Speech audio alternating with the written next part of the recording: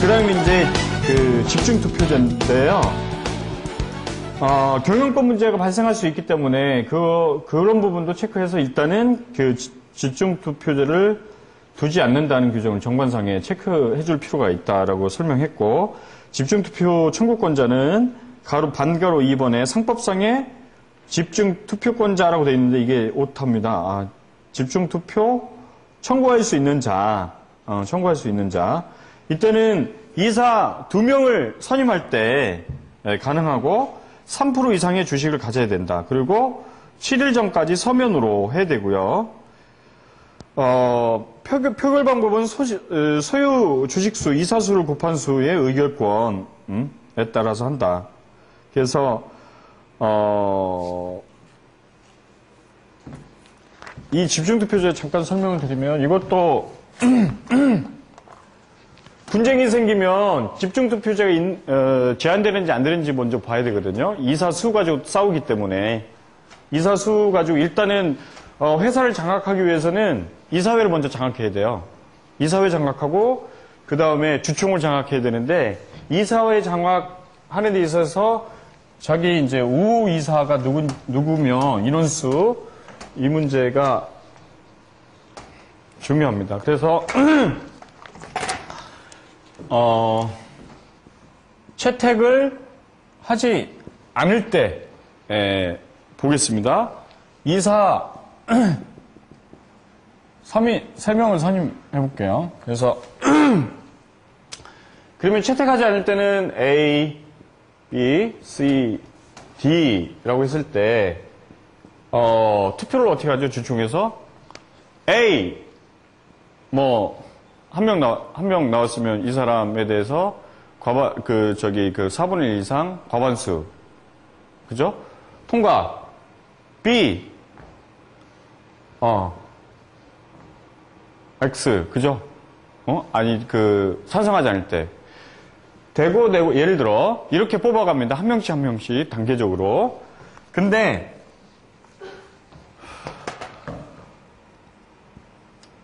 채택을 했을 때는, 예를 들어, A, B, C, D가 있다. A, B, C가 있다. 했을 때, 이 A, B, C, D 전체를 놓고, 주주들이 3명을 뽑는다니까 의결권이 3개씩 있는 거예요. 그래서 자기가 A를 몰아서 주든 나눠서 주든 이 4명을 다 놓고 그 중에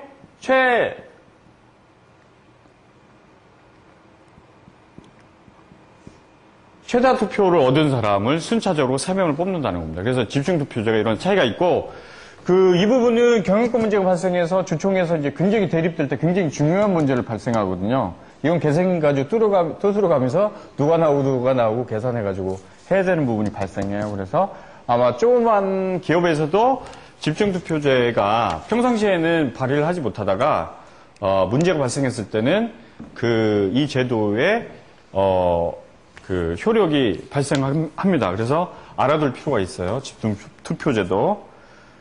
최다수 표선으로 한다. 그 다음에 이제 임기 다음 페이지 12페이지 이제 이사의 종류인데요.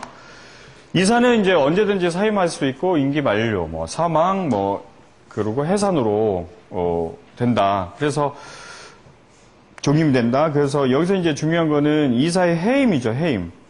이사의 해임. 그래서 여기서 구분해야 되는 점이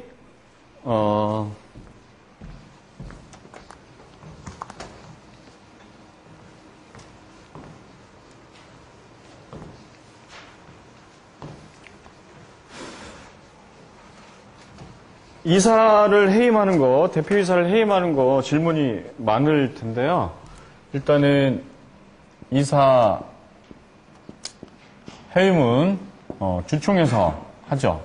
근데 이제 대표이사는 해임은 일단 첫 번째 대표이사를 해임하고 싶다고 했을 때 주총이 열기 주총에서 이사를 해임하면 될 것이고, 두 번째 이사회에서 대표이사직을 해임시키면 되는 거죠. 이사회 직위만 남게 되니까 이런 구별점이 있다. 이사회 해임하고 대표이사 해임하고. 그래서 기업에서 물어봤을 때 대표이사 해임 문제도 항상 주총인 줄 알고 있거든요. 그러니까 그 부분 구분해가지고 설명을 할 필요가 있고, 그리고 또 이제 해임했을 때 이 사람들에 대해서 손해배상을 해줘야 되는 부분을 또 연결해서 물어볼 때 정당한 이유가 있는 경우는 배상해줄 필요가 없는 관계에 있다. 그걸 체크해줘야 되겠습니다. 그 다음에 그 밑에 이사 해임은 주총의 특별 결의를 요한다. 그래서 정당한 이유 없이 해임당한 경우에는 회사에 대해서 손해배상을 청구할 수 있다는 겁니다. 그 다음에 두 번째 해임될 경우 주식회사가 퇴직 위로금 외에 해직보상금을 지급하기로 약정한 경우에 이사가 주식회사 해직보상금을 청구하기 위해 주총 결의가 있어야 되냐. 그래서 임원에 관련된 부분은 전부 주총에서 승인 확정된 보수 범위 내여야 된다는 거예요. 판례의 태도가. 그래서 뭐 특별히 해임하면서 미안하니까 보상금 얼마나 주겠다. 이런 부분이 주총에서 승인되지 않은 경우에는 효력이 없다는 겁니다. 그 다음에 이런 이제 이사 종임 사유가 발생했을 때는 변경 등기를 해야 된다는 거고요. 그 다음에 새로 선임된 이사가 취임할 때까지 이사의 권리 의무는 존속된다. 이 존속된다 하더라도 이사 선임에 관한 임기 만료로 인해서 이제 이사가 결혼이 된 경우에 이사의 권리 의무는 그 구이사가 갖고 있지만 신임 이사의 선임에 관련된 그 의무는 회사에 있기 때문에 만약에 늦어진 경우에 과태료 적용받는 거는 피할 수 없다는 겁니다. 그리고 대표이사가 수인인 경우 공동대표이사든 각자 대표이사든 과태료 부과 대상자는 2명, 3명이면 3명 전부에 부과된다는 거예요. 별개로 연대 책임하지 않는다. 그 다음에 이사가 퇴사했을 때 이것도 많이 물어보지 않아요? 대부분의 회사는 운영을 하다 보면은 돈에 여유가 있을 수 없어요. 아무리 대기업이 현금 보유고를 높이 갖고 있다 하더라도 그것마저도 사실은 회사가 아무리 크고 뭐 돈이 많다 하더라도 자금 문제에 있어서는 자유로울 수 없습니다. 그래서 항상 어떤 프로젝트를 진행한다고 했을 때 이런 이제 기업 대출을 받거나 이랬을 때 이사인 경우에는 대출기관이 전부 입보, 보증을 원하죠. 그래서 이사가 이제 해임되거나 사임됐을 때 이런 질문을 많이 하죠. 보증 관계를 해지할 수 있느냐. 그래서 그 내용을 보겠습니다. 여기 보면은 보증을 한 경우 중도 퇴사를 했다면 이를 해지할 수 있는 관해서 사회통념상 보증인지를 유지케 하는 것이 부당하므로 사정 변경이 있는 것을 이유로 해지할 수 있다.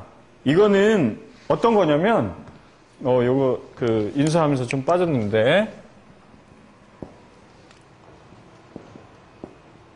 포괄 근보증하고 한정 근보증이라고 있잖아요. 계속적인 보증 관계에 있는 경우 이 경우에 해지할 수 있다는 거고요. 그리고 채무가 변제기가 있고 채무가 확정되어 있어요. 이러한 경우에는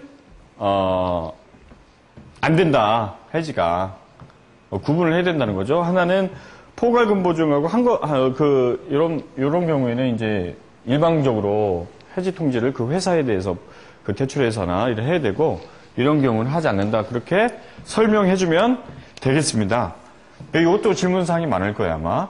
그 다음에 이제 이사 보수 문제입니다. 그래서 이사 보수는 직원의 보수와 다르죠. 이사의 보수는, 직무집행의 대가로서 회사가 지급하는 건데, 그 이름을 불문하고 다 보수에 해당된다. 그래서 그 보수액의 결정 방법은 주총의 결의로 한다는 거고요. 거기 이제 화살표 보면 보수액의 결정, 지급을 이사회나 대표이사 일임하는 내용의 주총, 결의 효력은 무효다. 왜 그러냐면 주주의 이해관계에 밀접하게 관련되어 있기 때문에 안 된다는 거고요. 그리고 보수액을 아까 얘기했듯이 보수액을 결정한 주총에서 특별 이해관계인이 된다. 그 다음에 보수총액을 배분하는 이사회 결의에 있어서는 특별관계인이 아니다. 그 다음에 퇴직위로금이라고 하는 것도 보수에 포함됨으로 인해서 주주총회가 이걸 결정을 해야 된다는 얘기입니다. 그 다음에 판례가 하나 있는데 1인 회사라고 하면은 그 회사의 주식을 혼자 다 갖고 있는 경우를 얘기하죠. 그 임원퇴직금 지급 규정이 작성된 적이 없어요.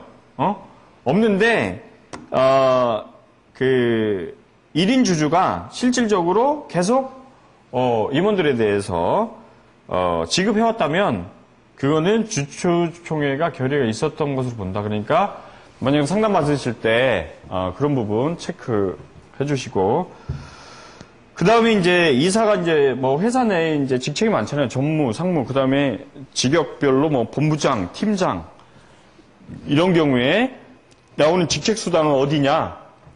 이사의 보수에 해당돼서 주총에서 승인해주는 그 범위 내에 그 지급해야 된다는 겁니다. 그 다음에 이사에게서 이제 스톡옵션 임원들한테 보통 많이 지급을 하는데 2년 후에 행사하기로 돼 있던 스톡옵션이 있다고 했을 때 중도에 퇴직했다면 이걸 어떻게 처리해야 되냐 이런 또 질문이 많아요.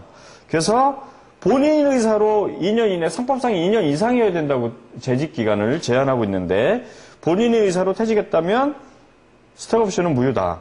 그 다음에 이제 공고사직으로 정당한 이유 없이 뭐 여러 가지 이유로 뭐 공고사직 형태로 해서 퇴직한 경우에는 2년 후에 그 행사가 인정된다는 거예요. 보통 이제 정관상에 취소 사유 규정도 두고 있죠. 그래가지고 정당한 이유 있는 경우에는 취소할 수 있다. 라고 했을 때는 회사에 대해서 스톡옵션을 행사할 수 없다. 이런 내용입니다.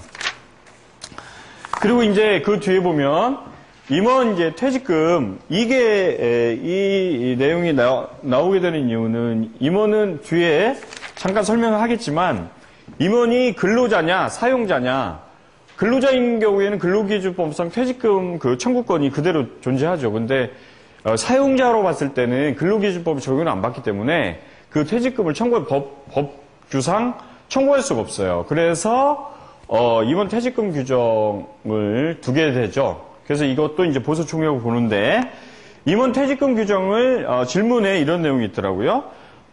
매년 해야 되냐? 그렇지 않다. 일단은 임원 퇴직금 규정을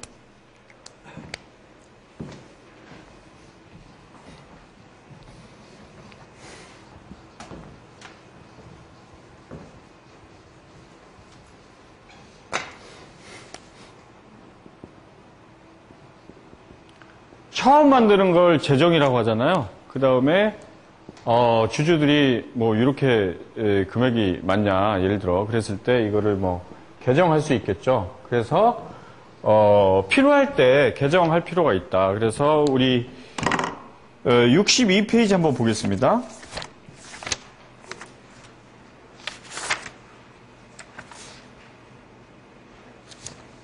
62페이지 보면 이게 주총 이제 지급 규정 변경권까지 이제 그래서 사후 의한 임원 보수 지급 규정의 변경의 건이라고 해가지고 매년 할 필요가 있는 게 아니고 필요할 때 한다. 그래서 그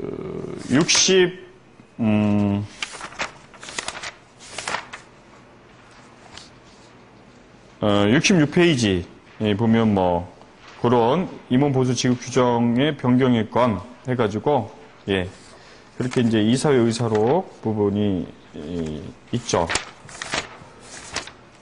그래서 임원 퇴직금 규정 부분은 매년 해야 되는 건 아니고 뭐 필요에 따라서 할 수 있다. 그래서 임원 퇴직금 산정 부분 보면은요. 보통 4조를 잠깐 보겠습니다. 평균 임금이라는 거는 뭐 3개월간의 임금의 평균을 얘기하고 제2면수 곱하기 지급률. 그래서 이 지급률은 회사마다 다 다릅니다. 그 회사마다 다른데 보통 뭐 월 급여액의 뭐 6배수, 5배수, 4배수, 3배수 이렇게 하거나 또는 몇 프로 얘기를 연봉의 뭐 몇 프로. 그다음에 여기에 추가로 회사 특별 공로가 있는 임원이 퇴임할 경우에는 퇴직금의 뭐 10배수 범위 내에서 퇴직 의료금을 지급한다. 이건 또 별도로 받는다는 거죠. 또 이런 규정은 내부 회사에서 정할 수 있다는 겁니다. 그 다음에 이제 이사의 의무와 책임 부분을 보겠습니다. 이사는 회사는 그 거래관계 행위를 하기 때문에 그 거래 상대방뿐만 아니라 회사 자체 회사와 또 분리된 그 일종의 기관이거든요. 그래서 회사에 대해서도 책임지고 일반 거래 상대방에 대해서도 문제가 있을 때는 책임을 지게 되는데 그 회사에 대한 손해배상 책임 399조 1항 예를 들어 법령 정관 위반한 행위에 대해서 그 임무를 해태한 때에는 회사에 연대 책임이 있다. 그 다음에 제3자에 대해서는 거래 상대방이죠. 그 경우에는 악이 이제 고의나 중대한 과실로 인해서 임무를 해태한 때는 제3자에 대해서 연대 책임이 있다. 그리고 이제 이사가 아니더라도 아까 언급한 대로 보통 이제 대기업 같은 경우는 이사가 아니더라도 명예회장, 뭐 회장, 사장, 뭐 엄청난 그 여러 가지 그 직책들이 있는데 그런 명칭을 써서 업무를 집행한 자는 그 사람도 마찬가지로 손해배상 책임이 있다라는 규정을 두고 있습니다. 그래서 그런 임원을 뭐 예를 들어 집행임원이라고 하거든요. 그 등기부상의 이사로 등재되어 있지 않으면서 회사에 어떤 영향력을 행사한 자를 그 집행임원이라고 하는데 그 사람도 역시 책임이 있다는 겁니다. 그 다음에 이사의 경업금지와 자기거래 제한인데 이 경업금지는 이사회 승인이 없으면 경업 그러니까 회사의 영업 부류에 속하는 거 할 수 없고 그 다음에 다른 회사의 무한책임 사원 되지 못한다. 그러니까 그거는 겸직금지라고 하죠. 그거는 별도로 영업 부류에 속하는 거는 경업금지고 무한책임 사원이 되지 못한다. 이런 거는 겸직금지입니다. 그래서 이런 경우에는 이제 이사회 승인을 얻어야 되고 이 이사회 승인은 지금 최근의 판례는 사후 승인도 가능하다. 아까 2007년도 판례 잠깐 소개했습니다. 그 다음에 이제 우리가 이사만 할 것이 아니고 회사 내에서는 보통 임원이라고 부릅니다. 그래서 임원 제도에 대해서 한번 체크해 보도록 하겠습니다. 이 임원 제도는 특히 임원이 이제 근로자냐 아니냐 문제, 퇴직금 문제 이런 문제와 연관돼 있어요. 그래서 임원이라고 했을 때 등기 여부를 떠나가지고 이사감사, 비등기 이사, 그 다음에 이제 고위관리자 이런 사람들을 임원이라고 합니다. 그래서 임원의 특징은 등기임원하고 집행임원으로 크게 나눠지거든요. 그래서 등기된 사람들은 이제 상법의 책임 규정을 받죠.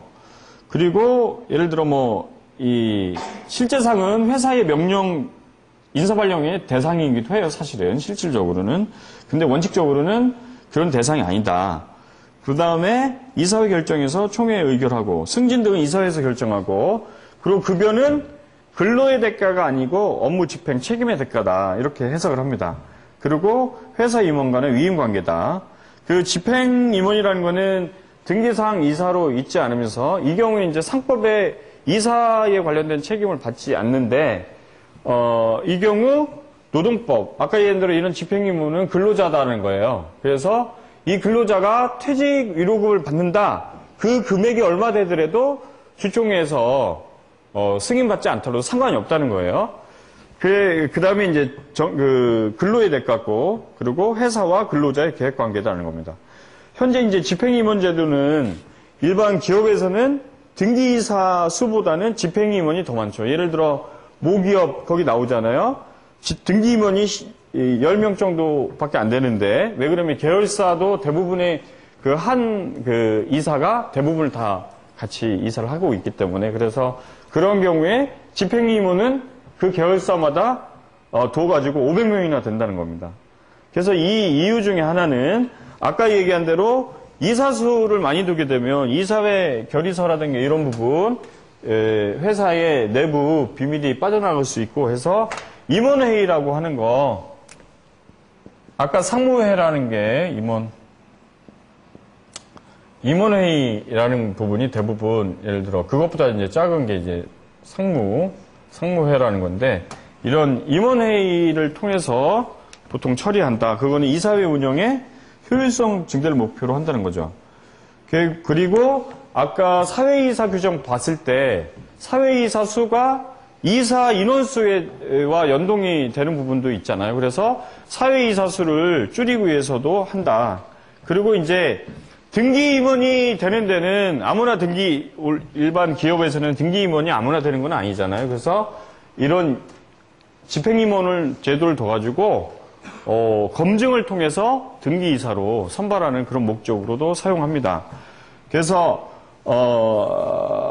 이 등기이사에게 지급되는 수당 총액만 주주총회에 보고되니까 주주 입장에서는 단점이 이 임원의 급여를 알 수가 없다. 그건 다 직원 급여로 나가는 거니까 직원 급여 문제에 대해서 비용으로 처리되잖아요. 이 보수 총액으로 보지 않으니까 임원에. 그래서 그런 문제점이 있다는 거고요. 그 다음에 직원 정리할 때도 쓴다는 거죠. 임원으로 승진시켜놓고 나중에 임원 같은 경우에는 사용자와 근로자 관계가 아니기 때문에 해임을 한다 하더라도 문제되지 않는다라고 보고, 그래서 이게 이제 중요한 게 그런 문제 때문에 판례가 견해를 이제 어떻게 취하고 있냐면 사용자성이 있느냐 없느냐예요. 이사라는 직책을 달고 있다 하더라도 근로자에 가까운 경우에는 근로자로 보고 사용자에 가까운 경우에는 사용자로 봐가지고 이 퇴직금 문제를 근로기준법 적용 문제에 대해서 판단을 하고 있다는 겁니다. 그리고 이제 다섯 번째 거기 보면 상무회라고 있습니다. 현재 이사회의 경우 신속한 회의 소집을 위해서 상무회를 설치한다. 이 상무회는 다음 페이지예요. 다음 페이지. 상무회는 의사록 작성 의무가 없죠. 그래서 다만 이제 작성 의무가 없다는 거는 의사록을 회사 본점에 비치할 필요가, 회사 열람 등사 청구 갔을 때 해줄 필요도 없는 거고. 그래서 이렇게 실무상 대부분 상무회가 결정하고 사후에 이사회의 의결을 받아가지고 대표이사가 집행하는 그런 관계로 운영을 합니다. 그 다음에 이제 주주총회 부분입니다. 주주총회 조금 들어가고 이게 12시 10분이죠. 주주총회를 좀 들어가 볼게요. 그 다음에 이제 주주총회라는 거는 아까 언급한 대로 필요적인 상설기관이다. 주주로 구성되어 있다. 그래서 주주총회는 종류가 있죠. 정기주총하고 임시주총하고 종류주총하고 있는데, 정기주총을 반드시 해야 되냐? 지금까지 웬만한 이름 회사 같은 경우 대부분 하지도 않잖아요. 반드시 해야 되냐? 반드시 해야 된다. 법률상은 반드시. 왜 그러냐면 매 결산 후 1회 일정 시 재무제표를 승인받도록 되어 있기 때문에 반드시 개최해야 된다는 겁니다. 근데 2006년도 주총을 하지 않아서 재무제표를 승인받지 않았어요. 그래도 크게 문제는 없죠. 근데 2007년도 2007년도 분하고 동시에 2008년도에 2006년도 것까지 승인받을 수 있냐라는 문제가 있는데, 그거 대부분의 학자들은 안 받는 것보다는 받는 게 낫지 않냐 해서 이제 가능하다라는 견해를 취하고 있습니다. 그리고 상장사 같은 경우는 반드시 90일 이내, 예를 들어 사업연도 경과 후 90일 이내에 재무제표를 첨부한 사업보고서를 금감이나 증권거래소에 제출하게 되기 때문에 이 기간에 반드시 주총을 소집합니다. 그 다음에 임시주총은 언제든지 소집이 가능하다는 거죠. 이사회가 필요하다고 했을 때. 그 다음에 이제 종류주주총회 부분은 주식이 서로 나눠져 있는 경우에 그런 종류별로 주총을 소집할 수 있다. 이해관계가 있는 경우에 그런 얘기 한번 읽어보시고 그 다음에 이제 주주총회의 소유권자입니다. 주주총회는